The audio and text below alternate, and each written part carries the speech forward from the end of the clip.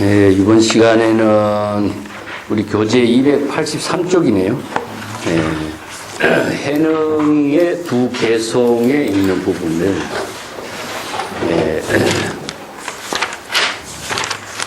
시간에는 이제 선종의 전법계라고 해서 이제 가사와 개송을 함께 제자들에게 인가하면서 설한 개송이었는데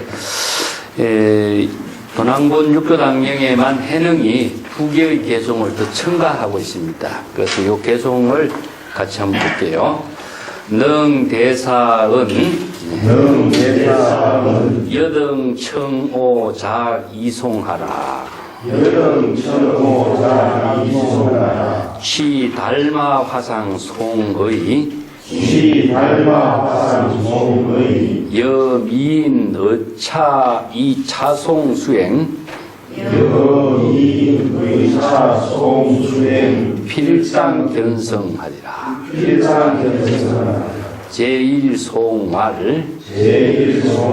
심지사화방하고 오엽축 건수하며 공조무명업하고 견피업풍치라. 제2송알 심지정화방하고 오엽축 건수하며 공수반야해하고 당내불보리하리라. 육조설계 이요하니 방중생산이요 문인출외 사유하여 적지대사 불구주세라. 해능대사가 이제 동토 6대 조사에 전법계를 설하고 난 뒤에 이제 자신이 두 개의 개송을 더 제자들에게 설하고 있는 부분이죠. 해능대사가 말씀하셨습니다. 여등청오작 이송하노니 치달마화상 송이하라. 이렇게 해놨거든요. 그대들은 내가 지금 두 가지 개송을 더 설할 것이니까 이 개송에 잘 듣고 달마화상에 설한 전법계의 개송의 뜻을 잘 깨달아 체득하도록 하라. 그 앞에 달마화상의 전법계의 개송이 여기에서 이제 전법계에서는 중심이 되고 있어요. 277페이지에 다시 한번 넘어가 봅시다. 달마화상의 전법계 개송이 오 본래 당국하고 전교 구미정하며 일화계 오엽하니 결과 자연성이라 그랬죠. 그죠? 그래서 이제 달마대사가 중국에 내가 당나라에 오게 된 것은 달마가 위나라 북이시대에 왔기 때문에 이 육조단경의 작자가 북이라고 써야 되는데 당나라에 이 작품이 만들어지니까 당국이라고 썼죠. 당나라에 내가 중국 땅에 오게 된 것은 이 불법의 가르침을 전해서 미혹한 중생들을 구제하여 깨달음의 경지를 이루게 하고 이런 의미죠.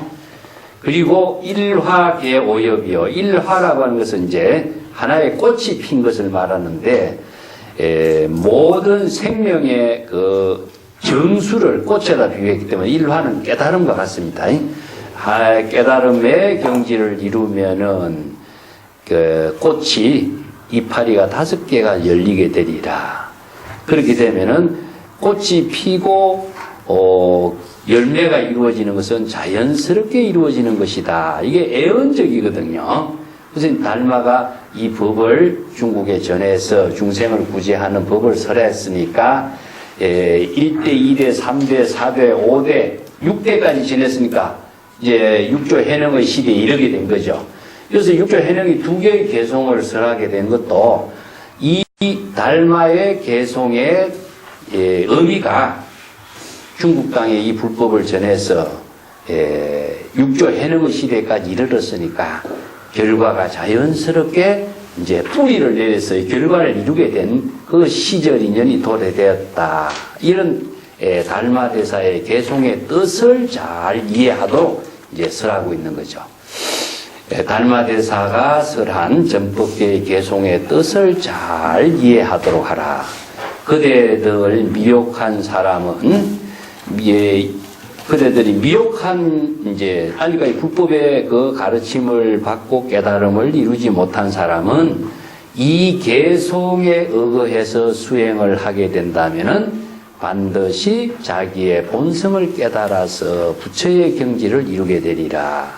여기서 의차송 수행이라고 그러죠. 요거 의법 수행, 의차송 수행이래요. 요거는 방편을 수행하는 겁니다. 이것은 이제 개송이라고 하는 것은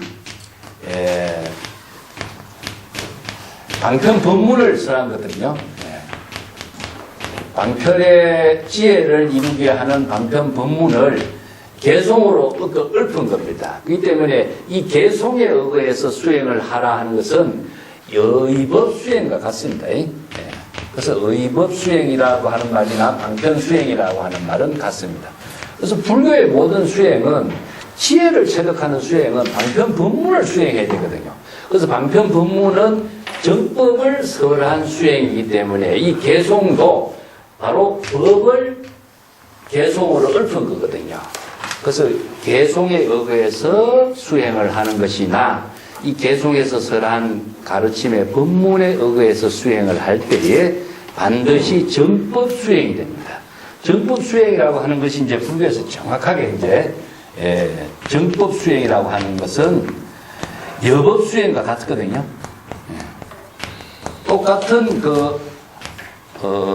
개송이라도 법문은 같은데 자기 생각대로 수행하면 정법 수행이 안 돼요. 자기 생각대로 하는 것은 중생심으로 작용하는 이런데도 지혜가, 정법의 지혜가, 부처의 지혜가 작용하는 깨달음의 수행은 이루어지지 않습니다. 그렇기 때문에 정법 수행, 여법 수행, 또 이 개송에 의거해서 수행을 하는 것은 정법 수행이 되고요. 근데 정법 수행이라고 하는 것은 바로 진여 법신의 지혜가 이루어져야 되는데, 진여의 지혜가 작용하는 수행이 되어야 정법 수행이 되는데, 자기가 생각한 대로 이렇게 저렇게 생각한다는 것은 자기의 의식 속에서 이루어지는 일이 되지 지혜로 이루어지는 일은 안 된다. 그런 의미로서 이제 정법 수행, 의법 수행, 방편 수행, 이게 이제 이런 수행을 강조하죠. 수행이란 말 그 자체가 항상 진여 법신의 지혜가 이루어지는 것이 수행인데, 수행이란 말을 하면서도 자기 의식 속에서 이런저런 생각을 하는 것을 수행이라고 착각하는 것이죠. 자, 첫 번째 개송할 심지 사화방하니, 이 심지는 우리의 마음의 근본 땅이니까 이걸 불교는 모든 것이 마음에다가 이제 정법을 설하고 있거든요. 그래서 이걸 자 심지 땅에다 비유한 거죠. 우리의 진여 본심의 땅이니까, 땅은 일체의 이제 만물이 생성하게 하고 자라게 하는 곳이기 때문에 이걸 우리가 불교에서 유심이죠, 유심. 일체 유심조처럼 자신의 마음에서 모든 깨달음을 이루기도 하고 번뇌 망념이 되기도 하고, 그러니까 이 마음의 작용을 근본에서 심지에서 삿된 꽃을 피게 되면은, 자, 우리의 마음 속에서 망념으로 작용하면은 이런 뜻이 되겠죠. 그저 두 가지를 이제 설명하고 있습니다. 자, 심지에서 두 가지가 나와요. 여기서 사법으로서 수행을 하면은, 정법으로서 수행하면은, 이런 두 가지가 나옵니다. 그래서 정법에 의해서 바른 수행을 하는 것이 이제 부처의 지혜를 이루는데, 사법으로 하게 된다면은 바로 중생이 된다.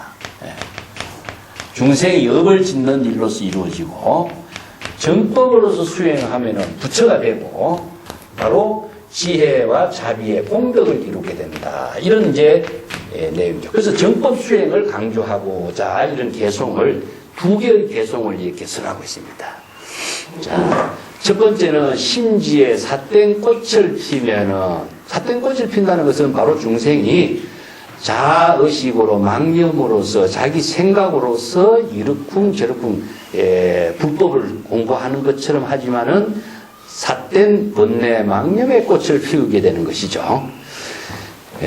똑같은 방편 법문이라도 자기 생각대로 수행하면 삿된 꽃을 피우게 되는 거예요. 그렇게 되면 오엽이 뿌리를 쫓아서, 이 뿌리라는 것은 무엇이냐? 육근의 작용이죠. 안입이 설신이 육근의 작용에 따라서 바로 무명의 업을 짓게 되는 것이니, 그 육근이 자의식에 따른 육근의 작용이 육경계를 만나고 6가지 경계를 만나서 또 6가지 인식작용을 거치게 되면은 바로 자의식에 따른 무명무지의 업을 생사윤회하는 업을 짓게 되는 것이니 견피, 즉 업의 바람에 따라서 흔들리게 된다. 여기에 피라고 하는 것은 업풍의 업의 바람이라는 것은 생사윤회하는 업의 바람에 따라서 흔들리게 되는 게 되는 거죠. 이것은 생사윤회의 업에 따라 윤회하게 되는 것을 이렇게 봅니다. 여기 업풍이란 말도 재미난 발음이죠. 자, 여기서 이제 중생의 모든 업풍이 되는 거죠. 생사에 윤회하는 업을 만들기 때문에 이 업의 바람에 따라서 생사윤회하게 타락하게 되는 것을 말하고 지혜의 바람을 해풍이라고 합니다. 해풍이라는 말을 쓰는데 이 바람이란 말이 참 재미난 것이 바람이 통하지 않는 것은 없거든요. 그래서 모든 만물이 성장하게 하는 것은 바람의 힘이다. 바람의 힘에 의해서 성장하는 것처럼 바람은 지혜를 키우는 힘도 있지만 업을 키우는 힘도 만드는 것을 여기서 업풍이란 말을 씁니다. 자, 두 번째는 심지에서 바른 꽃을 피우게 된다면은 여기서 이제 사법이라든가 이것은 망념이 되겠죠. 망념은 자기 생각으로서 사는 것은 망념이고 정법으로서는 정념으로서 사는 겁니다.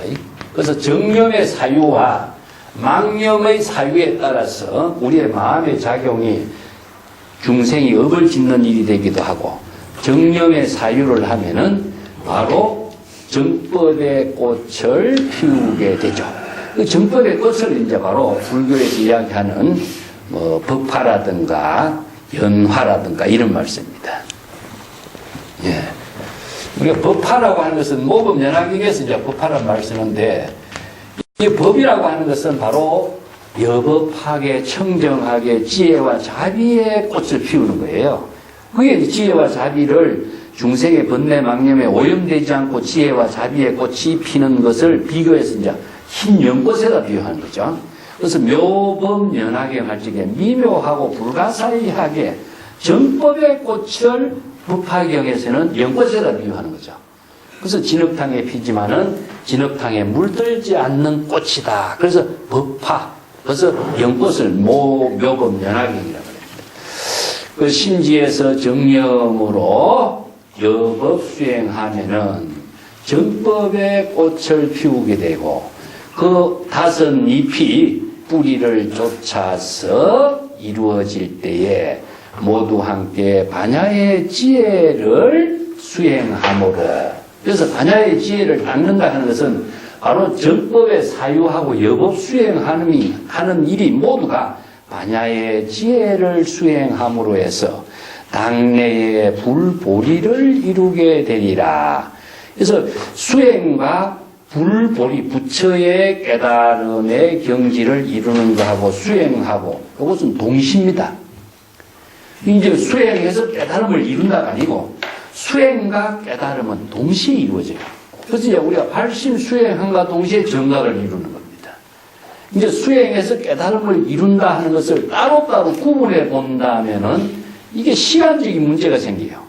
공간적인 문제, 그래서 공간적인 어떤 문제나 시간적인 문제가 있으면은 목적을 추구하는 대상이 만들어지기 때문에 바람직하지 못한 것이죠.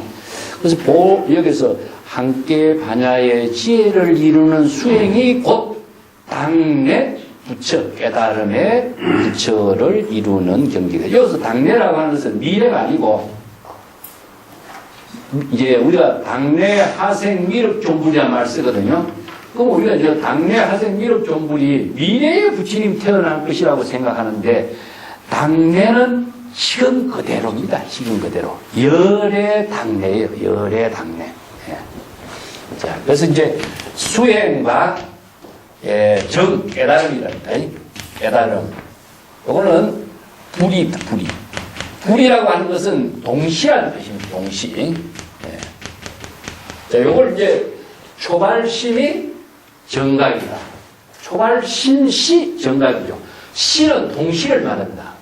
초발심을 이루었을 때가 바로 반야의 지혜를 닦는 것이고, 당내 성불, 이루는 깨달음의 성불 이런 것도 동시입니다. 이건 그래서 불이로 이루어져요. 왜 이런 불이 법문이 됐느냐 하면은 수행도 진여고요. 수행도 진여입니다.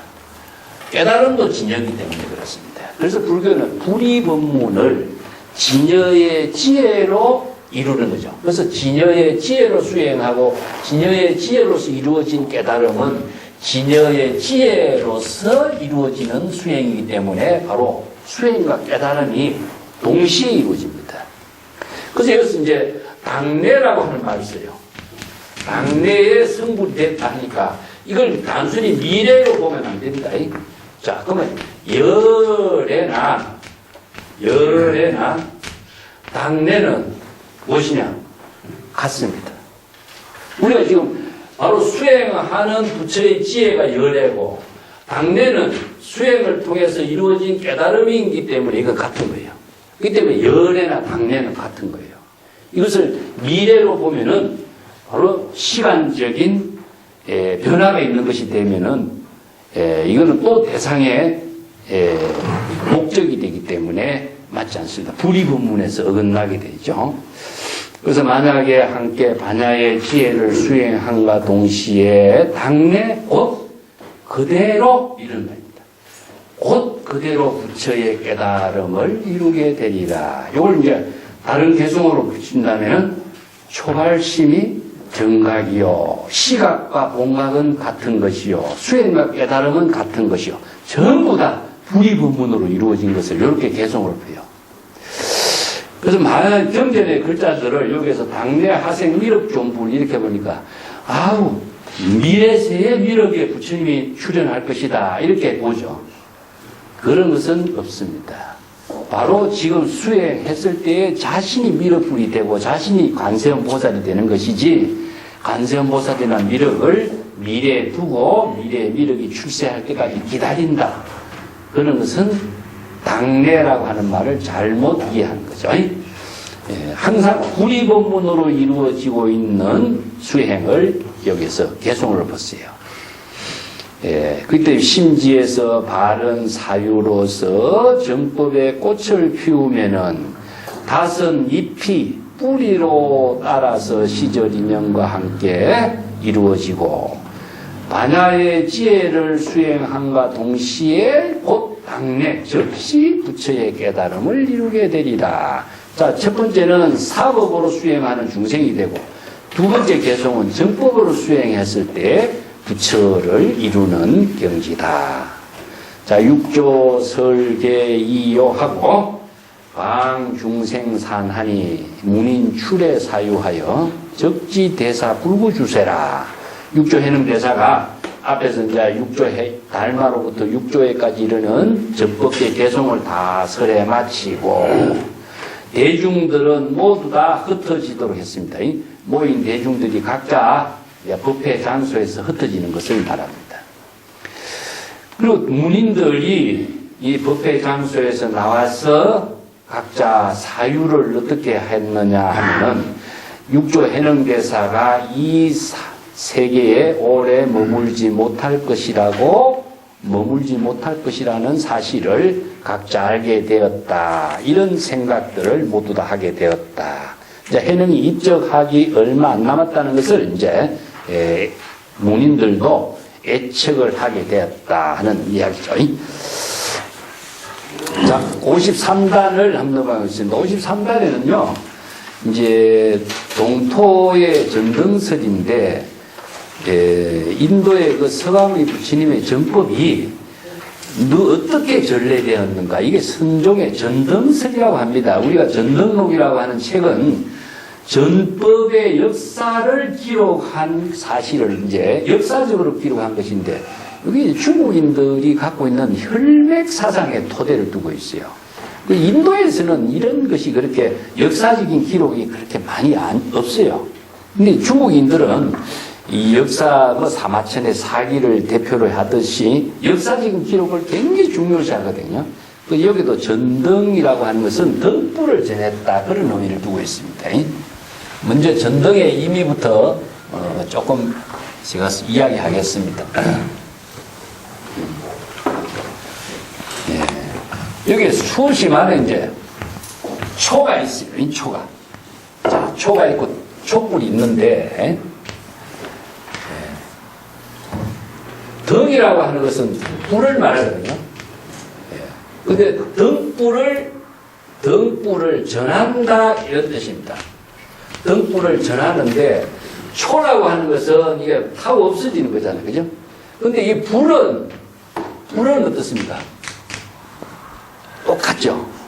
그래서 이 초와, 이건 이제 석가의 초고, 이거는 가섭의 초고, 달마의 초고, 해능의 초고, 이 초는 다 이름이 있어요. 그렇지만 불은 어떻습니까?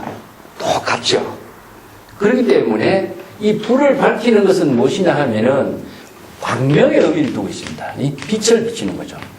그 무명을 밝히는 데 의미를 두죠. 그래서 부처의 지혜는 태양의 빛에다 비추어서 무지무명의 중생의 어두움을 밝혀주는 그런 의미를 두고 있어요. 그래서 이제 전등이라는 것은 지혜의 광명으로서 불을 밝혀서 중생의 무지무명을 다 밝혀서 깨달음의 지혜 광명을 두는 그런 역할을 이제 선지식으로 보거든요. 그래서 이제 이 부처님이 이 사바세계에 출연해서 중생에게 지혜 광명의 불을 밝혔으니까, 그래서 깨달음을 이루어서 지혜 광명을 이룬 사람 제자들이 또 시절 인연에 맞춰서, 자, 촛불은 전부 다 시절 인연입니다. 시절 인연에 맞추어서 자신들의 생명을 불을 피우는 역할을 한 사람을 바로 선지식이다. 그래서 선지식은 불을 밝혀서 많은 시절 인연의 중생들에게 지혜 광명의 불을 밝힌 사람이다. 그래서 이제 중국인들은 이게 굉장히 중요한 것이, 스승이 제자에게 이 법을 전해서 제자의 시대에 이 불을 밝히는 제자를 키우는데 큰 원력을 세운 거죠. 그래서 제자 교육에 생명을 다 쏟았어요. 그래서 이제 우리가 선언이라고 하는 것이 그렇게 만들어져요. 그 선언은 한마디로 제자를 교육시키는 수행 도량입니다. 그래서 사찰 같은 경우는 뭐 중국에서도 불교의 여러 가지 행사를 하고 의식을 하고 많은 수행자들이 거주하는 곳에 의미를 두었는데, 선언의 의미는 이런 안목을 갖춘 선지식을 키워서 부처와 같은 지혜의 광명을 비추는 사람을 키우는 도량을 만들어야 되겠다. 그래서 선언이 수행자 교단으로서 모든 것에 수행 중심의 교단을 만들어요. 그래서 안목을 갖춘 선지식을 키우는데 선생들이 정말 배를 씁니다. 그 역사를 전등의 역사라고 그래요. 그래서 자, 이 부분 보겠습니다. 교재 285페이지에 제가 먼저 읽을게요. 대사 후지 8월 3일에 식후 대사은 여등 차위자하라 오금 공여 등별하리라 법회문은 차동교법 전수 차동교법 전수 종상 이래 지금 기래요 종상 이래 지금 기래요 육조은 초전수 7부를 하고 초전수 7부를 하고 서가모니불 제7이요 서가모니불 제7이요 대가서 제8이요 대가서 제8이요 안한 제9요 안한 제9요 말전지 제10이요 말전지 제10이요 상나화수 제11이요 상가화수 제11이요 우바국다 제12요 우바국다 제12요 제다가 제13이요 제다가 제13이요 불타난제 제14요 불타난제 제14요 불타밀다 제15요 불타밀다 제15요 혀비구 제16이요 혀비구 제16이요 분하사 제17이요 원하사 제17이요 마명 제18이요 마명 제18이요 비라장자 제19요 비라장자 제19요 용수가 제20이요 용수가 제20이요 가나제바 제21이요 가나제바 제21이요 라후라 제22요 라후라 제22요 성가나제 제23이요 성가나제 제23이요 성가야사 제24요 성가야사 제24요 구마라타 제25요 우마라타 제25요 사야타 제26이요 사야타 제26이요 바수반다 제27이요 아수반다 제27이요 라후라 제28이요 라후라 제28이요 학는나 제29요 학문나 제29요 사자비구가 제30이요 사자비구 제30이요 네, 사나파사가 제31이요 사나파사가 제31이요 우바굴 제32 우바굴 제32 성가라 제33 성가라 제33 수가밀다 제34 수가밀다 제34 남천축구 앙자 제3 태자 보리달마가 제35 남천축구왕자 제3세자 보리달마 제35 당국 성해가 제36 당국 성해가 제36 성찬 제37 성찬 제37 도신 제38 도신 제38 공인 제39 공인 제39 해능 자신 당금 수법 제40이다. 해능 자신 당금 수법 제40이다. 대사은 금일 이후에 세상 전수하여 수유의약하고 막실 종지하라. 동토의 그 전등설 법계를 이름을 쭉 이렇게 나열해 놨는데 이 선종의 전등설을 사실 역사적인 자료로서의 의미가 아니라 선의 전등의 사실로서의 의미를 두고 있습니다. 근데 여기서 해령이 8월 3일에 저녁에 이르러서 식사한 이후에 대사가 그대들은 각자 자기 위치의 자리에 앉도록 하라. 위자라고, 착위자라고 하는 것은요, 제자들 가운데도 앉을 자리가 정해져 있어요. 이걸 자취하라 그래요. 이제, 나이가 많은 사람이 있고, 또 구참이 있고, 이 앉을 자리가 딱 정해져 있거든요. 그래서 자기의 앉을 자리에 잘 앉도록 하라. 그 중국에 와서는 이제 선언에서는요, 동당, 서당 이렇게 또 당을 나누어 가지고 수자, 서당 수자, 동당 수자, 수자라고 하는 이름을 또 나눠요. 그래서 제1수자, 제2수자가 또 나눠져요. 그래서 자차가 이제 잘 정리가 되어 있습니다. 그래서 질서 있게 그 선언의 지도자의 자차가 정리된 것을 이제 위치에 앉도록 하는 걸 말합니다.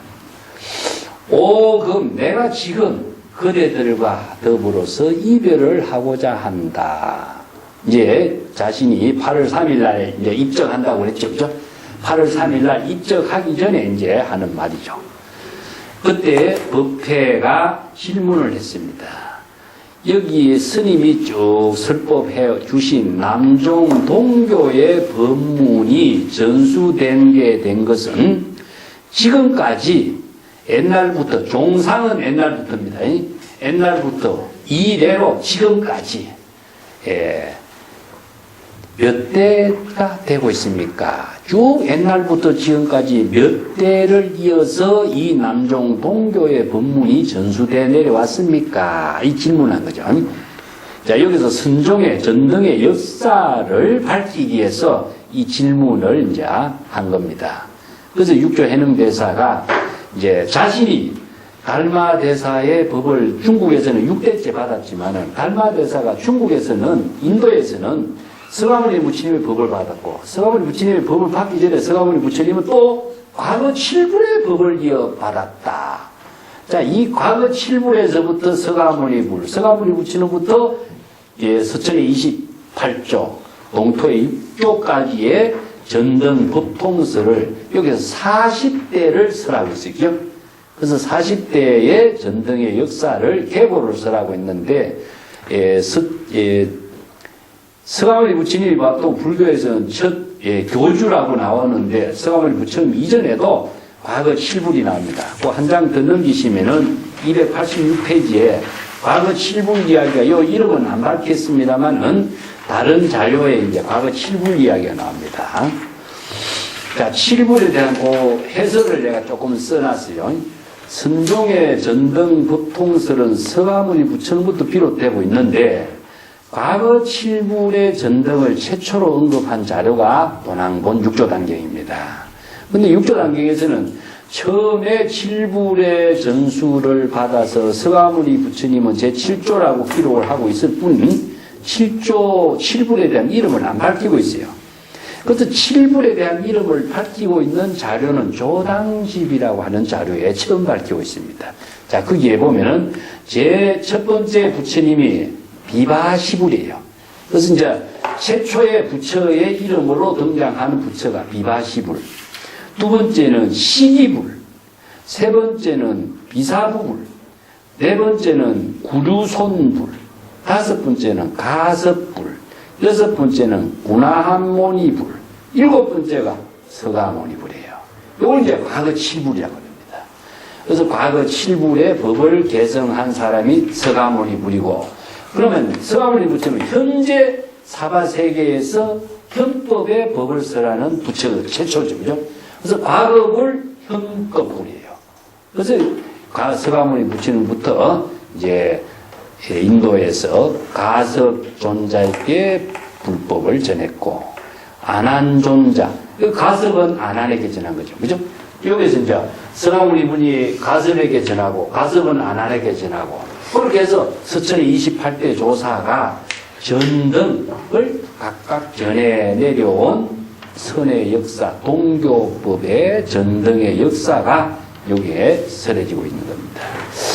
여기에 이제 안한존자 이후에 말전지, 상라화수가, 국가, 제다가, 불타난제, 불타밀다, 협비구, 분하야사 이렇게 쭉 있는데 이 전등계보가요. 사실 도남문 6조단경에 있는 전등계보하고 뒤에 전등록의 전등계보하고 이름이 틀립니다. 이게 왜 틀리느냐? 자료에 따라서 이게 전성된 자료에 따라서 틀려요. 그래서 이제 도남문 6조단경의 전등계보는 이후의 선종의 역사에서는 이 계보가 다르기 때문에 여기에만 이것이 있어요. 그 이후에는 합니다. 그래서 계보의 역사만이 여기서 언급하고 있는데 큰 의미를 두고 있습니다. 쭉 내려와서 당나라의 남천축국 국왕자 제3태자 보리달마 있죠, 그죠? 보리달마가 인도에서 여기서 남천축국이 어디냐? 남천축국이. 그래서 이제 사실상 남천축국을 어떤 사람들은 스리랑카라고 이야기하는 사람이 있어요. 남천축국을. 그래서 인도에 남천축국에 인도 전체를 이야기하는데 남천축이라고 이름을 붙인 거죠. 그래서 스리랑카다, 뭐 어디다 우리가 이것을 딱 규정할 수는 없어요. 그래서 이제 인도에서 온 보리달마를 보는데 남천축국의 국왕의 제 3번째 태자, 셋째 아들이죠, 그죠? 그래서 여기서부터 달마가 그냥 보통 달마가 아니라 남천축 국왕의 3번째 아들로서 출가한 보리달마예요.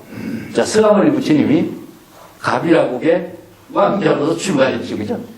근데 또 재미난 기록이 우리나라에서 신라의 국어통들이 중국을 간 사람들은요, 전부 다 신라 국왕의 왕자예요.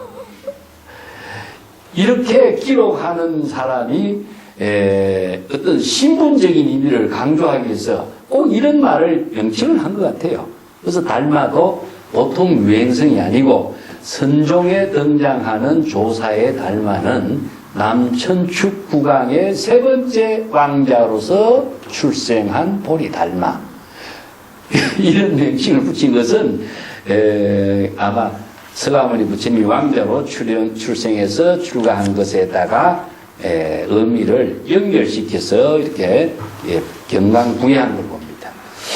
그 다음에 이제 당국의 성 해가, 그 다음에 해가의 법을 이은 성찬, 또 성찬의 법을 이은 도신, 홍인, 또 해능, 이런 사람들은 사실은 해가에서부터 성찬, 도신, 홍인, 해능인 사람들은 중국의 전등록에 고성전에 모든 자료가 그대로 잘 정리가 되어 있어 이분들은 확실하게 정리가 돼서 잘 알려져 있는 사람들입니다.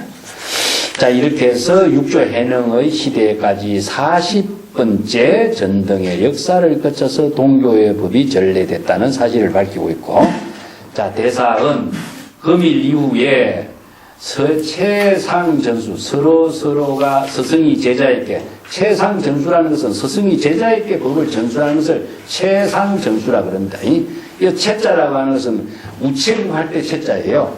우체국에서 우편배달을 이렇게 전달해서 이렇게, 주소지 적힌 사람에게 전달되는 것과 같은 의미를 두고 있어요.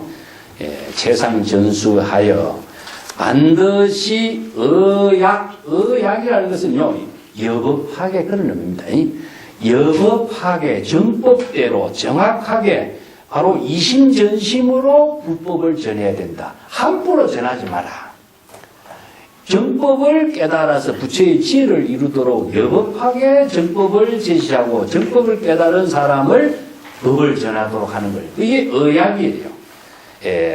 그 다음에 종지를 잃어버리는 일이 없도록 하라. 그래야 남종 동교의 종지가 정법으로 개성이 되어서 정법을 설하는 전등의 계보의 역사가 이루어진다 하는 것이 이제 마지막 강구죠. 자, 여기 전등의 역사를 이야기하려면은 이게 선의 역사가 내가 이 분야 쪽에서 이제 논문을 써서 책이 한 권 있습니다. 선의 역사와 전등의 영무라고 하는 책을 한 권 썼는데 이 자료가 굉장히 많아요. 그래서 이제 역사적으로도 정리를 해야 되고 또 그 전등의 역사와 또 사상 체계 같은 것을 갖고 문헌을 정리하고 책을 한 건 내가 써놨기 때문에 그것을 보려면은 좀 복잡해요. 여기서는 이제 전등의 그 핵심적인 것만 이해하고 넘어가면 될 것 같습니다. 자, 289쪽으로 넘어갈게요. 여기서 진불이란 말이 나오죠. 그죠? 진불을 깨닫고 해탈하는 노래. 그 진불은 바로 진여법신을 이야기합니다. 그래서 왜 진불이라고 하느냐? 자, 이제 선의 역사에서 보화비진이란 말을 써요. 보신과 화신은 비진이다. 자, 진은 바로 진실인데, 진실이라는 것은 바로 지혜의, 깨달음의 지혜를 이루는 부처라는 뜻이거든요. 그래서 이걸 이제 천진불이라고도 이렇게 쓰고, 이걸 이제 진불이라고도 쓰고, 이렇게 합니다. 예. 이게 뭐 그렇다고 해서 보화는 진불이 아니다. 보신은 부처에 이제 삼신이 있습니다. 화신은, 보신과 화신은 진불이 아니다는 이야기입니다. 보신과 화신은 무엇이냐? 진불에 보신과 화신이지, 진불이 없이 화신과 보신을 진불이라고 할 수 없다. 이런 이야기입니다. 이 때문에 이걸 이제 법신, 보신, 화신, 삼신은 바로 하나의 일체로 이루어져야 되는데, 진불이 없는 화신과 보신은 진불이라고 할 수가 없다는 겁니다. 그래서 이제 보화는 비진이요, 이런 말을 써요. 네. 그 내용을 이제 보겠습니다. 법회우백, 대사금거, 유구합업이요, 영후대인 여하겸불고, 육조은 여청하라, 후대미인이 단식 중생한적 정능겸불하리라. 약불식 중생면 몇불만급이나 불가등야라.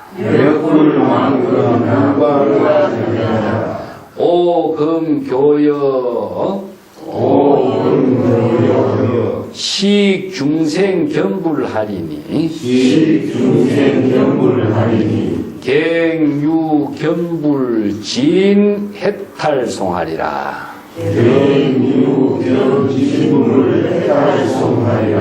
미적불견불이요 오자내견하리라. 법회원문 대대유전하여 세세부절하리라. 육조은 여청 오여여설하리라. 후대세인이 야교겸불이면 단식중생하라. 정능식불이 불적연유중생이라. 이중생무불심이니 미적불중생이요 오적중생불이라. 우치불중생이요 지혜중생불이라. 심험불중생이요 평등중생불이라. 일생심약흠이면 불제중생심이니 일념오약평하면 적중생자불이라. 아심자유불하니 자불시진불이라. 자양무불심이면 향하처구불이요. 예. 이게 이제 진부를 깨닫고 해탈하는 노래에서 이제 해능이 개송을 또 남기죠. 법회가 또 말씀을 올렸다. 이 백이라고 하는 것은 말씀을 올리다, 뭐 사례다 그런 의미죠. 이 사람에게 말씀을 드리는 것을 백이라고 합니다. 대사금그 유부합업이요. 그 영후대인 여하견불고. 이 두 가지 질문을 해요. 대사가 지금 이것을 떠나가신다면은, 입적하시고 열반하신다면은, 어떤, 이 법을 누구에게 부촉했습니까?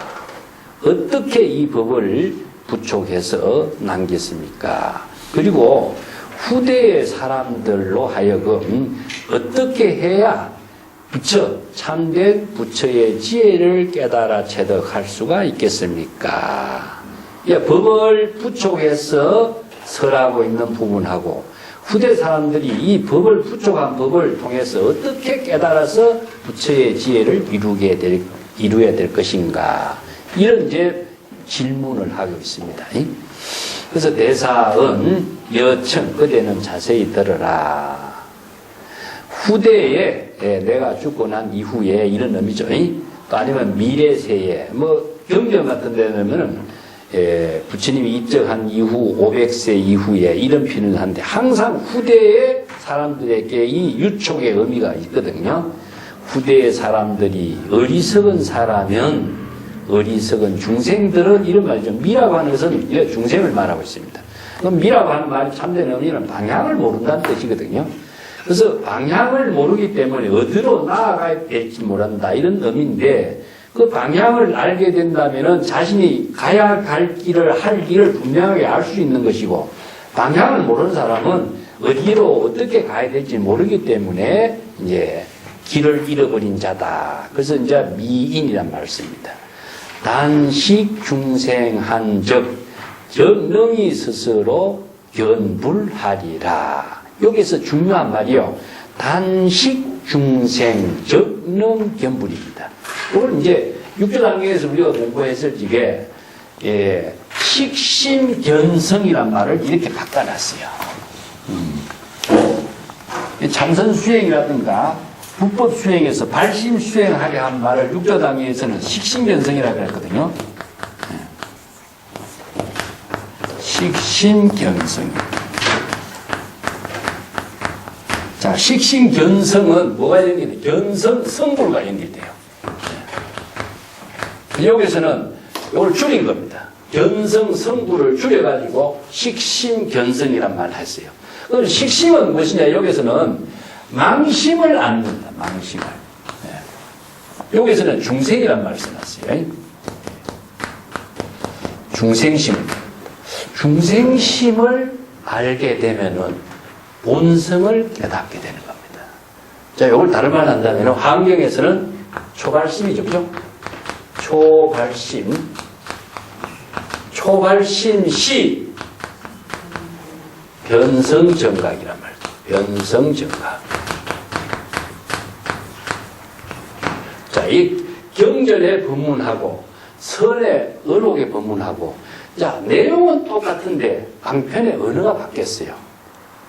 자, 이 초발심은 뭘 아는 것이었죠?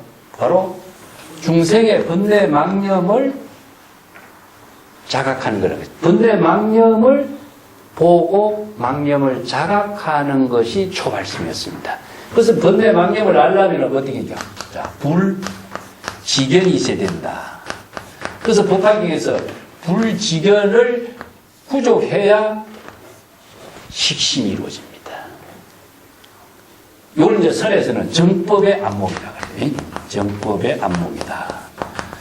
정법의 안목이라고 하는 것은 자신의 마음속에 번뇌 망심이 일어난 사실을 자신이 판단해서 아는 거예요. 식이라고 하는 것은요, 판단해서 아는 건데, 망념인 줄 자신이 판단해서 알게 되었을 때 발심이 이루어져요. 망념인 줄 모르면은 발심을 할 수가 없는 거죠. 그래서 망심인 줄 자신이 판단해 알았을 때 자신의 발심 수행에서 자신의 본성을 깨닫게 되는 겁니다. 그래서 여기에서 식신견성의 내용을 경전에서 초발심의 바로 정각을 이룬 것이 되겠죠. 그 여기에 또 똑같은 내용을 이렇게 말을 바꿔왔습니다. 그대가 중생심인 줄 알게 되기를 바랄. 단지 그대가 중생심을 판단해서 알기를 바라는 즉 스스로 능히 부처의 깨달음의 경지를 이루게 된다. 부처를 친견하게 되는 겁니다. 이것은 이제 견성 성부를 여기서는 견불이라고 써놨어요. 그죠? 똑같은 말입니다. 자, 이게 불법 수행의 가장 에센스입니다. 핵심이에요. 자신이 망신, 중생심이 일어난 사실을 본인이 자각하지 못한다면은 바로 부처의 지혜를 이룰 수가 없다. 참된 진부를 이룰 수가 없다. 자, 여기에서 이제 불교 수행에서 가장 선에서 강조하는 말이 법화경에서는 불지견으로서 중생심인 줄 계시하는 겁니다. 계시해서 깨달아 체득하게 되는데, 자, 법화경에서는 이렇게 표현해요. 불지견으로서 중생심인 줄 알게 되고 정법을 계시해서 깨달음을 이루게 하는 거예요. 초발심에서 중생심이 일어난 사실을 자각함으로 해서 초발심, 발심, 수행이 이루어집니다. 자, 이것을 이제 수행이에요. 수행과 깨달음. 예. 그래서 수정, 수행과 깨달음은 동시에 이루어집니다. 발심과 동시에 깨달음이 이루어지는 거죠. 그래서 이제 가장 중요한 것이 발심을 할 수 있도록 하는 정법의 안목. 이것을 어떻게 구족해야 되느냐. 이거는 불법을 공부를 해야 돼요. 불법을 공부하지 않은 사람은 정법이나 사법을 판단하는 능력이 없어요. 그래서 식이라는 글자가요, 불교에서는 굉장히 중요한, 우리가 안, 색, 수, 상, 행식 나오지, 그지? 오온이 나오죠, 오온. 오온이라고 하는 것은 사물을 인식하고 판단하는 불교의 인식 철학의 가장 기본입니다. 예, 반야신경에 제가 그림 그려놨죠, 그죠? 그 반야신경에서 오온이라고 하는 구조하고 육식, 육경, 또 육근의 세 가지가 18개가 나오는데 이 세 가지 구조가 있는데 왜 오온을 또 주장하느냐 이거죠. 왜 그럴까요? 네? 그래서 이제 식의 판단이라는 것은 어떤 사물을 우리가 순간 보면 이건 분필인 줄 다 알거든요. 분필인 줄 아는데도 분필인 줄 알고 인식하기까지의 과정이 우리가 눈으로 분필을 보고 다시 분필에 대한 느낌을 우리가 받아들이고 이것이 옛날에 기억했던 내용하고 맞추는 겁니다. 그래서 이게 분필이다 판단이 금방 나는데 그 과정을 오온으로 설명하는 겁니다. 색, 수, 상, 행, 식으로 나와. 거기서 이제 식이 나오죠. 내가 다시 한번 그림을 그려볼게요. 반야신경 책, 자.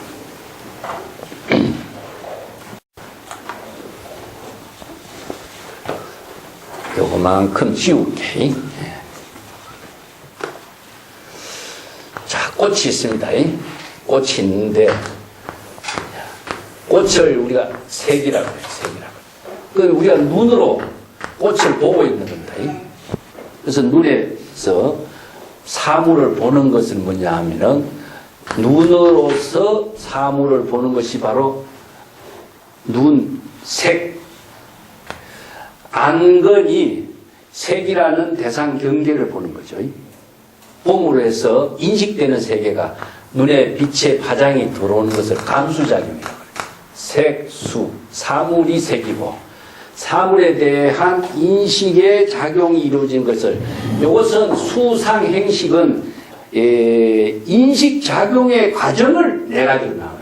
그래서 이제 옛날에 이 사물을 본 것에 대한 기억을 불러일으키는 거죠. 그 다음에 기억을 불러일으키기까지 인식의 작용이 진행되는 상태를 행이라고 그러죠. 그 다음에 식이 나옵니다.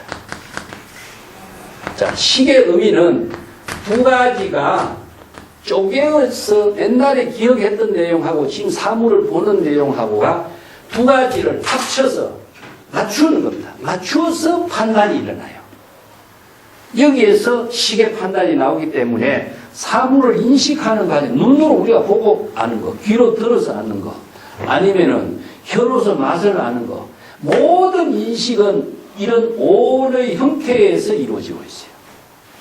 그렇기 때문에 오의 설명은 육근, 육경, 육식의 작용이 하나하나 이루어지고 있는 매사가 이런 오에 의해서 이루어지고 있다는 사실을 밝히고 있는 겁니다. 그래서 불교의 인식 철학이 이렇게 세밀하게 나오죠. 그죠? 그래서 식에서 자기가 좋아하는 쪽으로 가면 어떻게 됩니까? 근대망림에 타락돼 버려요. 그래서 생사윤회에 가면은 애치유, 생로병사, 우위곤해 해서 12연기 쪽으로 흘러버리죠. 그러면 생사윤회에 떨어지게 되죠. 근데 자신이 이것은 내가 인식을 하고 내가 여기서 번뇌망념이라든가 다른 차별세계에 떨어지지 않게 하는 것은 발심이 이루어져요. 자, 여기서 두 가지를 갈라지죠. 하나는 발심을 하게 된다면 본래로 되돌아가고, 발심을 하지 못하면 망념에 타락되는 겁니다. 그래서 망념에 되면 생사윤회에 떨어지는 것이고, 여기서 발심을 하게 되는 것은 뭐냐? 식신견성이 됩니다. 그래서 식신견성이나 중생심을 판단하는 능력이 무엇이냐? 불지견이라는 거죠. 근데 이제 정법을 모르는 사람은 정법과 사법을 판단하는 힘이 없기 때문에 발심을 할 수가 없어요. 그래서 정법 수행, 발심 수행을 하기 위해서는 반드시 정법과 사법을 진단할 수 있는 안목을 갖추는 것을 불지견이라고 합니다. 중생은 이 판단 능력이 없기 때문에 정법을 공부하는 거예요. 그래서 이제 이걸 육조 단계에서는 불법의 대의라고 했습니다. 불법의 대의를 깨달은 사람은 하나의 개성을 지어라 그랬죠. 그죠? 그래서 불법의 대의를 깨달은 사람은 어떤 개성을 짓느냐? 정법과 사법을 판단할 수 있는 능력이 개성을 짓는 거예요. 그래서 스승이 보고 이 정도면은 정법과 사법을 판단할 수 있는 능력이 있다. 그래서 인가를 해주는 겁니다. 그래서 이제 스승의 입장에서 볼 적에 정법과 사법에 대한 판단할 수 있는 능력이 없는 사람은 인가를 해줄 수 없어요. 왜냐하면 의사가 환자를 잘못 진단하면 어떻게 되겠어요? 자, 이 문제가 무엇이냐면 약병상치라고 그래요. 약병상치. 참, 선도록에서만 이런 말을 쓰는데 운문의 설법에 나오거든요. 약병상치라고 했습니다. 약하고 병은 서로가 서로를 다스리게 하는 힘을 갖고 있어요. 약이 어떤 힘을 갖고 있냐? 병을 다스리는 데 사용하는 게 약이잖아요. 그죠? 그런데 이 약을 잘못 쓰면 어떻게 되냐? 이 약이 또 병이 돼버려요. 이거는 우리가 아무리 좋은, 우리가 법문을, 경전에서 법문을 설해놨을지라도 부처님의 경전에서 얼마나 좋은 법문을 해놨어요. 그렇지만은 이 법문을 약을 잘못 사용하면은 이 법문이 병이 돼버리는 겁니다. 그래서 이제 정법의 안목을 갖춘 사람은 약을 제대로 쓸 수 있는 능력, 병에 따라서 처방을 잘할 수 있는 능력을 갖춘 사람이 안목이 있는 사람이라는 거죠. 그래서 안목이 없는 사람이 이 법문의 약을 쓰면서 잘못 쓰면은 또 다른 병을 만들어낸다면은 그 부작용이 얼마나 크겠어요.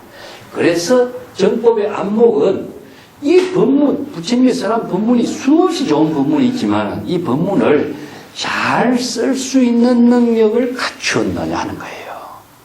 자, 이것은 환자가 왔을 적에 환자의 병을 잘 진단해서 약 처방을 잘 해야 그 환자를 치료를 잘 하는데 잘못 쓰면은 중생심으로 이렇게 쓰면 되겠지 하고 써버리면 어떻게 되겠어요? 약의 부작용이 생기겠죠. 그죠? 그래서 약의 부작용이 생기면은 또 그 다른 큰 병을 만들게 한다. 그래서 이게 정법의 안목은, 그래서 부처님이 이제 뭐라고 했어요? 나는 훌륭한 의사와 같다 그래요. 훌륭한 의사가 환자의 병을 잘 진단하는 것은 안목이 있기 때문이다. 그래서 이제 선에서나 불교에서도 정법의 안목을 부족하는 일이 가장 가장 중요하다. 그래서 이 병을 진단하는 힘이 바로 망심, 자신의 망심의 병을 스스로 진단해서 자신이 발심 수행했을 때 견성이 되는 겁니다. 그래서 망심을 진단하지 못한 사람은 발심을 할 수가 없어요. 왜? 중생심인지 정법인지 사법인지 진단하는 능력이 없기 때문에 발심을 못하는 거예요. 그래서 유마경에 중생심행으로 실상법을 설하지 말라 하는 것은 아무리 좋은 법문이라도 중생심으로 설해서 이 병을 제대로 치료하는 것이 아니라 오히려 병이 되도록 하는 법문을 만들게 된다면은 경전의 법문이 중생의 병을 치료하는 법문이 아니라 중생의 병을 만드는 법문이 되어버린다 이거죠. 그래서 이 문제가 불지견에다가 초점을 두고 있습니다. 그래서 이제 우리가 설의 전등의 역사는 스승이 제자에게 무엇을 인가했느냐는 겁니다. 인가한 내용은. 스승이 불법의 대의를 부족해서 정법의 안목을 갖췄는가? 이것을 스승이 제자의 안목을 인가한 거죠. 그래서 선의 전등의 역사는 정법의 안목을 부족한 제자를 스승이 인가해 주는 것이 선의 전등의 역사입니다. 예, 법을 전했다. 전할 법이 어디 있습니까? 법은 각자 자신의 지혜로 펼치는 것이 법이지 전할 법이라고 하는 건 없거든요. 그게 이제 선정의 이제 전등의 역사에서 가장 큰 문제가 법을 전했다 하니까 진짜 법을 전한 것이 있다고 생각해 버려요. 사람들은요. 전법계를 써주면서 어느 스님으로부터 내가 이 법을 받았다 하면서 전법계를 다 제시하잖아요. 그러면 다른 사람은 뭡니까? 저 법을 받았기 때문에 이 사람은 법이 있고 전법계를 받지 않는 사람은 법이 없다고 생각하는 거 아니에요. 그죠? 자, 이렇다면은 다른 사람은 어떻게 저분은 누구의 법을 받은 사람이다. 그 받은 법이 진짜로 있을까? 이게 이제 또 병이 되는 겁니다. 다른 사람은 자신도 그 법을 받았기 때문에 그 법을 갖고 있다고 자부심을 갖고 있는 사람은 그 병에 걸린 사람이에요. 이걸 종사병이라고 그래요. 종사병.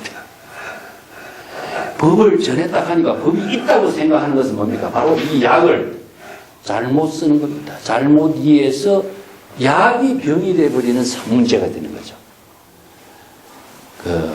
약기란 말이 있어요. 중국의 한약에서는 약기란 말인데, 약은 서로 상충해서 잘못 쓰면 약이 또 병을 만드는 것을 약기라 그래요. 그래서 약을 제대로 쓰지 못한다면 독이 된다 이거죠. 그래서 독을 또 약으로서 쓰는 법을 또 알아야 그 독을 약으로서 쓰는데, 쓰는 법을 모르는 사람은 독을 먹으면 죽게 되는 거잖아요. 그걸 약기라 그래요.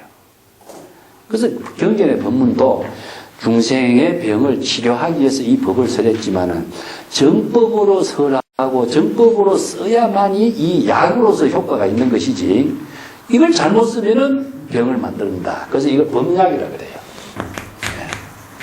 범약. 이게 대성의 범약이라고 씁니다. 대성의 범을 정법의 안목으로 깨달아 체득할 수 있는 약. 그래서 대성의 범약이다 했습니다. 여기에 가장 중요한 말이 단식 중생 정능 견불 요 말입니다. 예, 이게 식심견성, 또 견성성불, 그 구절하고 똑같은 말을 여기에서 이렇게 읊었어요.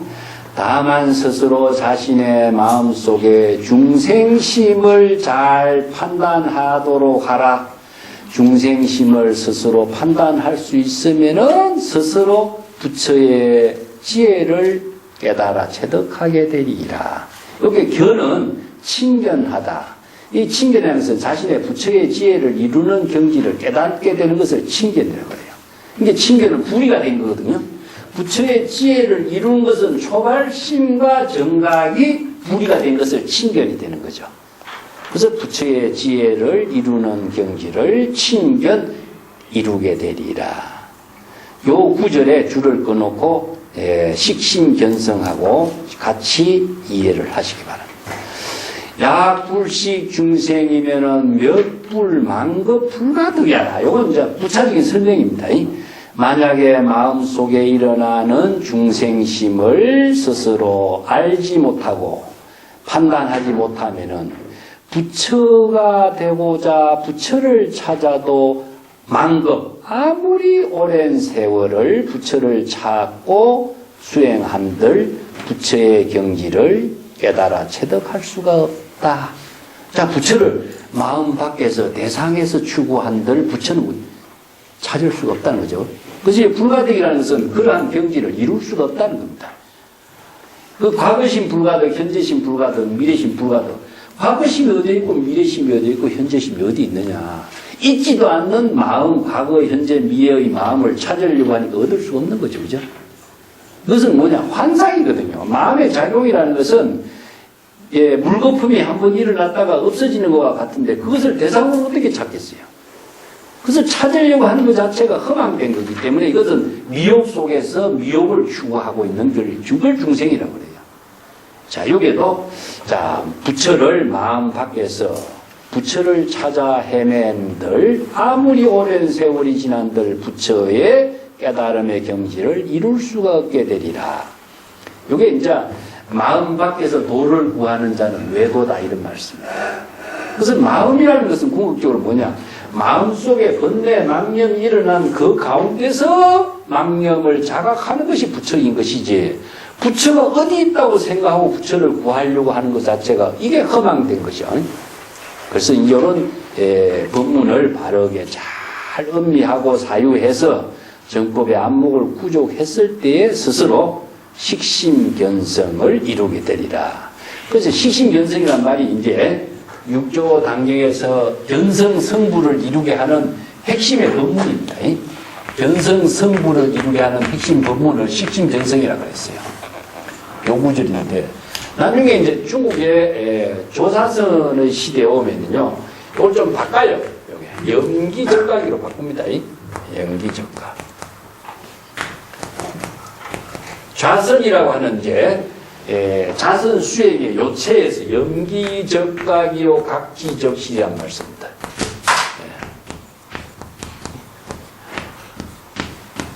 이 구절이 이제 불법 수행의 핵심의 요체가 나와요. 그래서 자선을 수행하는 사람은 이 법문을 모르면은 식심견성 성불을 하는 법문하고 염기적과 각지적시라는 이 법문을 모르는 사람은 바로 발심 수행에서 정각을 이룰 수가 없다. 자, 여기서는 염은 뭐니까 망념입니다. 자, 자신의 마음속에서 망념이 일어나는 사실을 즉 자각하라. 자각하는 겁니다. 그 망념이 일어나는 사실을 자각하려면은 망념을 진단할 수 있는 안목이 있어야 되겠죠. 망념을 진단할 수 있는 안목은 바로 불법의 대의를 알아야 됩니다. 그래서 불법의 대의를 알아야 망념과 정념을 판단할 수 있어요. 자, 이것을 바로 불교의 핵심의 법문인데 반야의 지혜를 이루는 법문을 모르고 반야의 지혜를 어떻게 이루려고 하느냐.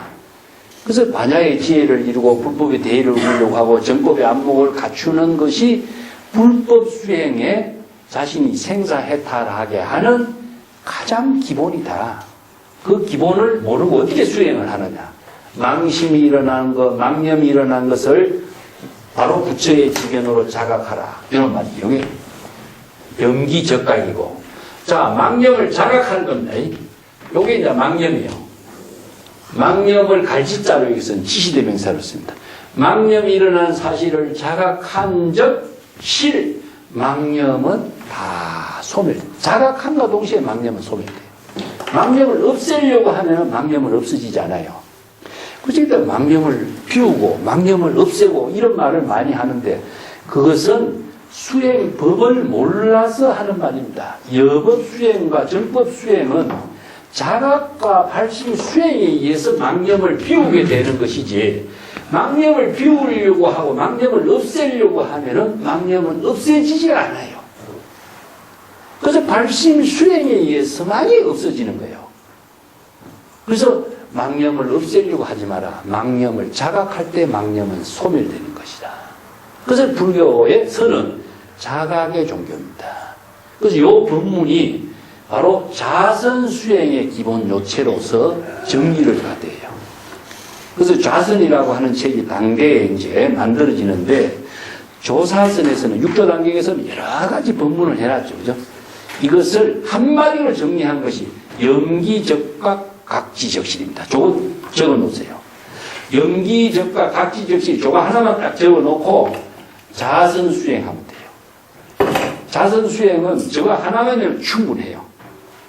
그리고 우리가 경전 공부라고 하는 것은 바로 방편의 지혜를 부족해서 수없이 많은 방편의 지혜로 활용할 수 있는 능력을 스스로, 이건 수행이라는 것은 시작은 있지만 마치는 것은 없어요. 우리가 완성이라고 하는 것이 있을 수가, 우리의 삶의 완성이 어디 있겠어요? 우리의 생명의 작용으로 만들어가는 길이, 완성이 어디 있겠어요? 평생 우리는 발심 수행하지 않으면 타락하게 돼 있는 겁니다. 그렇기 때문에 평생 발심 수행하고 지혜로운 삶을 이루도록 발심 수행하지 않으면 우리는 좋은 삶을 만들어 갈 수가 없는 거죠. 그래서 불교는 수행에다가 모든 것을 초점을 두고서 자신을 끊임없이 삼구보리가 바로 발심 수행이죠. 그죠? 하와중생. 바로 지혜와 자비를 공덕행을 나누는 것. 이게 보살행위죠. 그래서 보살행위의 완성이라는 건 없습니다. 그래서 항상 지금 여기에서 염기적과 각지적시. 이것이 바로 자신을 발심 수행하게 하는 기본 요체죠. 예. 그래서 저런 구절들을 마음속에도 새기지만은 수첩에도 새기고 자기가 공부방에도 새겨두고 저것을 봄과 동시에 발심 수행이 일어나도록 하는 거예요. 그렇지 보지 않으면 또 망각해 버리거든요. 여기 보면 용수철과 같아요. 용수철이라는 것은 땡기만 늘어나지만 놓으면 어떻습니까? 바로 그대로. 그래서 우리들의 생활이 왜 그런가 하면은 어려서부터 우리들은 차별적인 사고의 틀 속에서 살게 된 구조가 그렇게 되어 있습니다. 전부 다 대상을 보고 사람을 보고 어떤 물건을 보고 우리는 살고 있기 때문에 의식의 구조가 차별적인 사고의 틀 속에서 우리들이 삶이 익어져 있기 때문에 그걸 벗어나기가 어려워요. 그래서 이걸 평상이라는 말을 쓰거든요. 평상. 우리들의 평상의 모든 일상의 모든 삶은 중생심의 삶이 일상의 삶이에요. 그래서 중생심으로 사는 일상의 삶을 벗어나게 하는 법은 무엇이냐? 비상으로 가야 돼, 비상으로.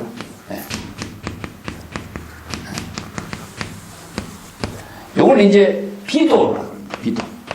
유마경에서 비도행위라고 그래요. 정상적인 삶을 살면 중생심에서 벗어날 수가 없다. 그래서 반상이 되라. 평상과 입에 되는 평상에서 벗어나서 반평상과 입에 되는 삶이 뭐냐? 본래로 되도록 하는 거예요. 그래서 이제 평상에서 벗어나기가 어렵기 때문에 평상에서 벗어날 수 있는 방법이 뭐냐? 수행하지 않으면 안 된다는 겁니다. 그래서 이제 수행은 비본래에서 본래로 되돌아가는 수행 구조를 제시한 것이 불법의 가르침이에요. 자각하고 발심 수행해야만이 평상의 생사윤회하는 중생심에서 벗어날 수 있다. 이건 자동적으로 가만히 있으면 중생이 되고, 자각을 하면은 어떻게 되냐? 바로 부처가 되는 그런 구조가 불법 수행 체계라고 보면 돼요. 그래서 이 구절이 중요하니까 중생심을 인식하지 못한다면은 부처를 찾아도 아무리 많은 세월을 부처를 찾은들 대상 경계로 구한들 부처를 구할 수가 없다. 지금 그대들에게 내가 교시하고자 하는 것은 각자 중생의 번뇌망심을 판단하고 번뇌망심인 줄 인식함과 동시에 발심 수행해서 부처를 깨닫도록 하라. 부처의 지혜를 깨달아 체득하라. 친견하도록 하라. 요 구절이죠. 내가 지금 그대들에게 교시하고자 하는 내용은 각자 중생심을 인식하고 부처의 지혜를 친견하도록 하라. 견성성불을 하도록 하라. 이 견불은 견성성불의 줄임말입니다. 네, 견성성불하도록 하라. 다시 진불해탈송을 여러분들에게 제시하고자 개송으로 남겨두고자 한다. 진불, 참된 진여법신의 부처의 지혜를 이루고 깨달아서 해탈 열반의 경지를 이룰 수 있는 개송을 내가 지금 여기서 하나 설해서 여러분들에게 기억에 남겨두고자 한다. 이런 말. 유라고 하는 것은 여러분들 머릿속에 기억에 깊이 남겨둘 수 있도록 이 개송을 내가 하겠다. 이 개송을 설한 이유가요. 노래로 기억하게 하는 겁니다. 노래로. 그래서 항상 수지 독송할 수 있게 하고 자각 발심할 수 있게 하는 그런 효과의 의미를 두고 있는 거죠. 미한저 부처의 깨달음의 경지를 친견할 수 없을 것이요. 깨달은 적 견불 부처의 깨달음의 경지를 친견할 수가 있으리라. 그래서 오자내견까지만 돼 있죠. 한문이 그 불자를 써넣어도 좋습니다. 오자내견불 부처 불자를 하나 써넣어가지고 이해를 하면 됩니다. 이 견불이기 때문에 위에 문장이요 전부 다 견불로 이어져 있어요. 근데 여기에서 불자가 하나 빠진 것은요, 이게 도난권 단경이 전부 다 필사했습니다. 인쇄된 책이 아니라 사람들이 이렇게 필사해다 보니까 글자 하나 빠질 수가 있어요. 그래서 이 육조 단경 이 책을 내가 교정을 할 때에 오자나 탈자가 많아요. 여기도 불자가 분명히 있었을 텐데 불자가 탈자가 된 거예요. 그래서 여기에 위에 문장이 전부 다 중생심을 보고 부처를 깨닫도록 하라. 견불이란 말이 쭉 연결되어 있거든요. 여기도 견불이란 말에 불자가 탈자된 걸로 볼 수가 있습니다. 그래서 깨달은 자는 곧, 여기서 깨달은 자는 뭐죠? 바로 뭘 깨달았겠어요? 자신이 중생의 번뇌 망심을 일으켰다는 사실을 깨달은 겁니다. 자, 여기서 미혹한 것은 중생심의 번뇌 망념이 일어난 사실을 자신이 깨닫지 못한 사람은 미혹인 거예요. 그래서 중생심의 미혹함을 망념이 일어난 사실을 깨달은 것은 뭐가 필요하겠죠? 불지견이 필요한 겁니다. 그래서 이제 불지견을 부족한 사람은 망념인 줄 깨닫게 되고 부처를 말씀 수행해서 부처가 되고, 망념이 일어난 사실인 줄 모르는 사람은, 미혹한 사람은 깨닫지 못하고 발심 수행을 못하기 때문에 부처를 깨달아 친견할 수가 없어요. 요 차이죠. 그래서 정법안장이 얼마나 중요한가. 법회가 원문에 대대 유전하여 세세부전하리라. 법회가 해능선사께서 개송으로 설해줄 법문을 듣고자 원하는 이입니다. 그러고 그 법문을 듣고 대대로 후대까지 잘 유통해서 전하도록 하여 세세생생의 이 법문이 단절되지 않도록 원력을 세우고자 합니다. 스님께서 그 개송의 법문을 설해 주십시오. 이러니까 해성이 육조 해능이 그대들은 잘 듣도록 하라. 내가 그대들에게 이 개송의 법문을 설해서 후대의 세인은 뭡니까? 중생의 세간에 사는 사람을 세인이라고 그래요. 세인은 다른 말 한다면 중생이라는 뜻입니다. 후대의 중생 세간에 살고 있는 사람들이 만약에 부처의 깨달음의 경지를 구하고자 한다면은 단지 중생심을 잘 알고, 저 중생심이 어디냐? 중생을 어떻게 하냐면 중생을 대상으로 아는 게 아닙니다. 자신의 마음속에 번뇌, 망심이 일어나는 것이 중생이기 때문에, 자, 이어서 중생이라는 말을 다시 한번 더 정리를 하겠습니다. 중생이라는 것은 사람이 중생이 아닙니다. 수없이, 이 중이라는 것은 수없이라는 뜻입니다. 무궁무진하게 많은 것이 중이고, 생은 무엇이냐? 생멸심이에요. 수없이 많은 생멸심, 생사심이 일어나고 있는 것을 말합니다. 그래서 생사심, 생멸심은 뭐냐? 번뇌망심이거든요. 이게 수없이 많은 번뇌망심이 일어나고 없어지고 하는 것을 바로 줄여서 중생이란 말씀입니다. 그래서 우리가 중생하면은 저 중생을 사람으로만 봤어요. 그렇기 때문에 중생은 마음속에 일어나는 수없이 많이 일어나고 없어지는 번뇌망심이 바로 중생인 겁니다. 그래서 중생과 번뇌망심은 같은 말이에요. 이 때문에 여기서 번뇌망심, 중생심을 잘 판단하고 인식해서 바로 자각했을 때에 능히 부처의 깨달음의 경지를 이룰 수가 있고, 부처는 곧 많은 중생심 가운데에 부처의 경지를 이룰 수 있는 인연이 있는 것이다. 여기 불적 연유 중생이요. 이 중생 무불심이란 말이 얼마나 중요한 말이냐면요. 부처를 그럼 어디에서 구해야 되겠느냐 하는 겁니다. 부처는 중생의 번뇌 망심 가운데서 부처가 되는 곳이에요. 번뇌 망심을 떠나서 부처가 될 수 있는 인연이 없어요. 그래서 이제 이걸 불종이라고 합니다. 이걸 부처의 종자라고 해요. 중생을 불종이라고 해요. 불종, 열애종 이런 말이 있습니다. 여기 유마경이 이런 말 쓰죠. 기실론도 이 말 쓰죠. 번뇌 망심이 부처의 종자이고 열애의 종자이다. 부처의 종자는 번뇌 망념인 것입니다. 번뇌 망념을 깨달으면은 부처가 되고, 번뇌 망념에 깨닫지 못하면 중생이 되는 거죠. 그래서 이제 중생심과 불심과 이것은 본래 하나인 겁니다. 그래서 어떻게 차이가 나냐? 자각해서 지혜로 작용하면 부처고, 자각하지 못하면 중생심인 거죠. 그렇기 때문에 자신의 마음 속에서 부처를 깨달아야지, 마음 밖에서 부처를 깨달은 즉 아무리 많은 세월이 지나도 부처의 깨달음의 경지를 이룰 수가 없다.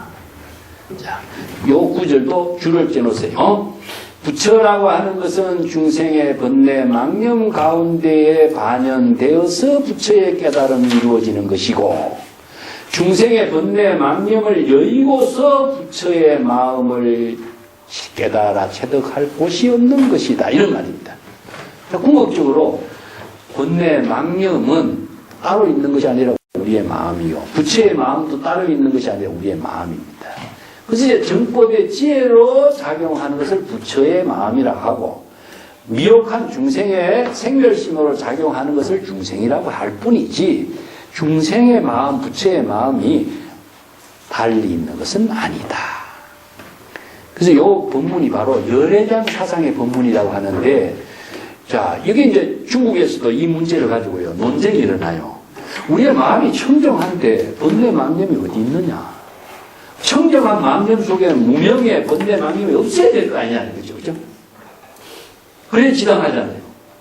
그럼 청정하려면 망념이 없어야 되는 것이고, 무명의 불각의 중생시라면 부처의 불심이 없는 것인데, 그 불심은 어떻게 생겼고, 망념은 어떻게 또 청정한 마음에서 생겼느냐 하는 문제가 나오죠. 그래서 이게 불교에서 열애장 사상의 불가사의한 법이라 그래요. 자, 이 법을 써하는 것이 이제 열애장 사상의 비밀장이라고 합니다. 비밀장. 비밀장이라고 하는 것은요, 불가사의한 경지에서 작용하고 있는 힘을 말해요. 자, 이게 우리의 마음의 작용에, 이것은 중생심으로 논리적으로 이것을 판단해서 해결될 문제가 아니다. 지혜로 작용하면서 이루어지는 문제라는 거죠. 그래서 중생심으로 인식하면 인식할수록 지혜 작용은 이루어지지 않아요. 그래서 이걸 지혜 작용으로서만이 판단해서 이룰 수 있는 세계를 불가사의 세계라고 그래요. 그게 일심의 세계를 열애장이라고 합니다. 자, 열애가 모든 지혜를 이루게 하는 창고를 가지고 있다는 게 일심 속에. 근데 이 창고의 열애의 지혜가 중생심으로 이 문제를 해결하려고 하면은 절대 이 창고가 열애의 지혜로 열리지 않는다는 점입니다. 이게 비밀장이라고 했어요. 그래서 이제 법학경 같은 데도 이 비밀장이라고 쓰는데, 자, 중생심으로 사량 분별해서, 야, 부처의 지혜가 무명 속에 있는가? 무명이라고 한다면 부처의 지혜가 없는 것이 아닌가? 아무리 생각하고 사량 분별하고 논리로 추측해도 이 문제가 해결되느냐? 안 됩니다. 사량 분별하면 할수록 열애의 지혜는 죽게 되어 있는 겁니다. 아시겠습니까? 그래서 이게 비밀장이라고 해요. 사량을 초월해야만이 열애의 지혜가 드러나요. 그래서 이걸 불가사량이라고 합니다. 불가사의 해탈 경제라고 합니다. 불가사의는 중생심의 사량 분별이 초월돼서 이루어져요. 이걸 이제 좀 반면에 이제 사리는 무엇이냐? 중생심으로 생각하는 거예요. 중생심으로 사량 분별해서는 절대 해결되지 않는 일심의 불가사의한 미묘한 작용이에요. 그래서 왜 불가사의 해탈의 경계는 바로 사량 분별로 이해하고 접근하는 경지가 끊어져야만이 이루어지는 세계예요. 이걸 비밀스럽게 이루어진다 해서 열애장, 비밀장이라고 쓰는데, 그 우리가 일심의 지혜의 작용을 수학의 논리 공식처럼 이렇게 해결하고 계산하고 맞추어서 해결한다고 하는 것은 더욱더 미궁에 빠지는 겁니다. 이게 불가사의라고 그래요. 사의가 초월돼야 돼요. 그것이 바로 비밀스러운 작용이다 그럽니다. 그래서 일심의 작용이 이게 이제 중국의 선에서도 이 문제를 가지고 많은 사람들이 무명과 부처의 지혜 작용에 상관관계의 문제를 논리적으로 접근해서 이해하려고 논쟁을 펼쳐요. 그래서 논쟁을 펼치는 것 자체는 영원히 중생심의 분별심에서 벗어나지 못하는 거예요. 그래서 그것을 논리적으로, 교학적으로, 아무리 철학적으로 해결하려고 한들 이 세계는 열리지 않는 세계라는 거죠. 그래서 불가사의의 경계다, 이런 불가사의 해탈 경계란 말씀입니다. 그래서 우리가 불심의 지혜를 이루고자 한다면은 분별심으로 논리적으로 사량 분별로 접근하는 이 경계가 끊어지지 않는 한 이 세계의 부처의 경계는 열리지 않습니다. 그래서 그걸 끄는 것이 뭐냐? 망념으로 답은 겁니다. 그래서 이 망념이 소멸되었을 때에 일체 불가사의한 지혜는 이루어져요. 그래서 망념으로 분별한 적 영원히 이 열애의 지혜의 창구는 열리지 않는다는 겁니다. 이게 바로 일심의 묘용이라 그래요. 그 법문을 이제 여기서 설하고 있는 거죠. 자, 부처의 깨달음의 경지는 중생의 번뇌 망념에 인연되어서 부처의 깨달음을 이루게 하는 것이다. 그래서 부처라는 말은 깨달음이라는 의미예요. 불이라는 것은 붙다, 깨닫다는 의미지, 망념을 깨달은 적 부처인 거예요. 이게 불적 중생의 번뇌 망념을 깨달은 인연으로 해서 부처가 되는 것이다. 이게 불적 연유 중생이란 말입니다. 자, 중생의 번뇌 망념을 깨달아 여의게 되었을 때에 또 불심이라고 하는 또 어떤 특별한 것이 존재하는 것도 아니다 이겁니다. 그러면 불심하고 중생심이 따로 있느냐? 없어요. 불심이라는 것이 따로 있다고 생각하는 것, 이것도 착각이에요. 그렇기 때문에 불심이라고 하는 것은 부처의 지혜로 작용하는 경지일 뿐이지 불심이 따로 있고 중생심이 따로 있는 것은 아니다. 불심을 찾고 중생심을 찾고 무명이 있고 깨달음이 있고 생각하는 사람은 영원히 사량 분별의 틀에서 벗어나지 못하는 거예요. 그 사량 분별의 틀을 비워야만이 부처의 지혜가 불가사의하게 작용하는 걸 그걸 설명하고 있습니다.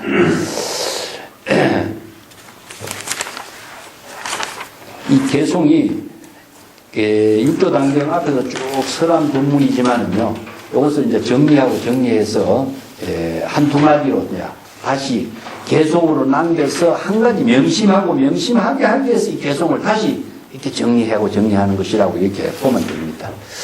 나머지 개송하고 이 개송을 연결해서 또 다음 시간에 한번 할까요?